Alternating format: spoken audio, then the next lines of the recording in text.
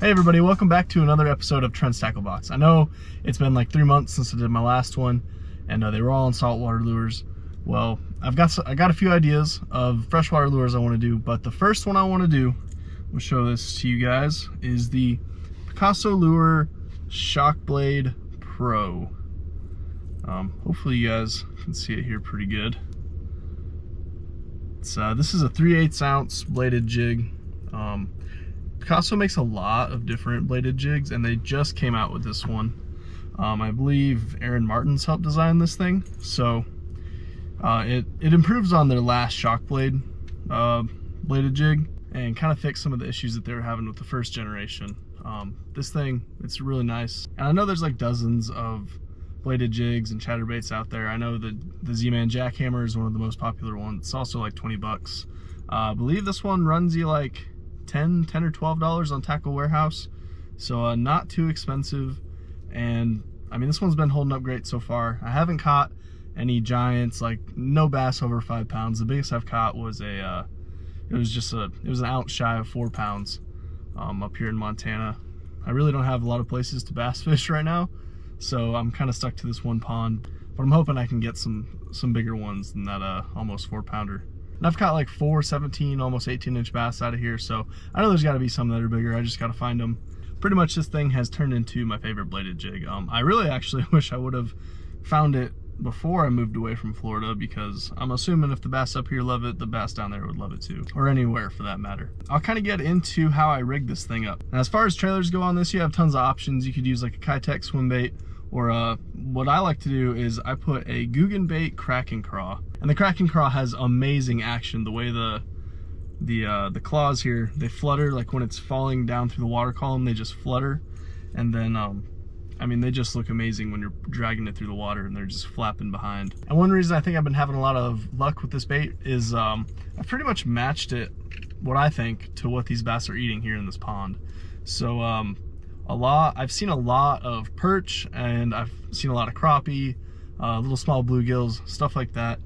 And the color of this one specifically is green pumpkin glimmer. So it's a green pumpkin color, but then it also, if you look real close, it has a little bit of blue flash in it.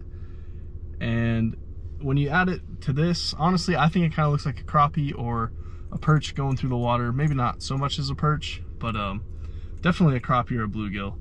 And the color of the Kraken craw is Bama bug, so it's kind of a green pumpkin on one side, and then the other side is like a June bug color. And one thing about the Kraken craw, I'm actually gonna take this one off and show you guys how I put it on. So the Kraken craw it has more plastic on it. It's about that long, and I'll just bite it off, and then you just thread it on there. You pretty much come out like right before the head of the craw, and then you just thread it on there. There's a pretty good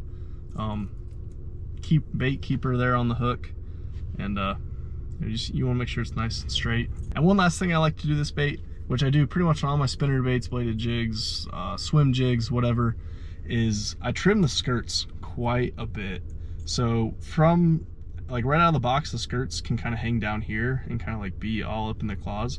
So I'll trim it back, and then up here I'll trim some that are like pretty short, so in the water it pulses better. The reason I do that is if you just have like a whole bunch of long skirt strands, then it's not going to look really good in the water. So when you cut some of them short and leave a few longer ones, it really helps the skirt pulse in the water and look more lively. That really does it for the bait, guys. Usually I'll fish it on a 7-foot medium heavy ducket rod with a Shimano Corrado, and then I'll use 15-pound Seaguar Invisex fluorocarbon for my line there. I really just wanted to make this video real quick while I'm waiting for this storm to pass. I've been wanting to make another Trent's Tackle Box video for a little while, kind of showcasing some of the freshwater lures that I use now that I don't live anywhere close to the salt. And I've been having a lot of success with this bait, guys. Hopefully I'll be able to travel around and use it some more places, maybe catch some bigger fish on it.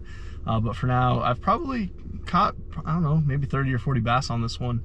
I actually caught a really big crappie on it too. And that does it, guys, for the Picasso Lure Shock Blade Pro with my Guggen bait Kraken craw trailer. If you guys have any questions or comments about other baits that I should maybe try to review here, for right now, I'm just gonna kind of stick to the baits that have done me well personally before I kind of venture out and try some new ones. And if you guys like these kind of videos, hit the like button, maybe share it with your friends, hit the subscribe button if you haven't already, so you guys can keep up to date with all my fishing adventures and gear reviews that I do. And it looks like the storm is finally starting to pass, so I'm going to leave you guys with a few clips of me catching some fish on this bait, and I'm going to go keep fishing. I hope you guys enjoyed this video, and thanks for watching. I'll see you guys next time.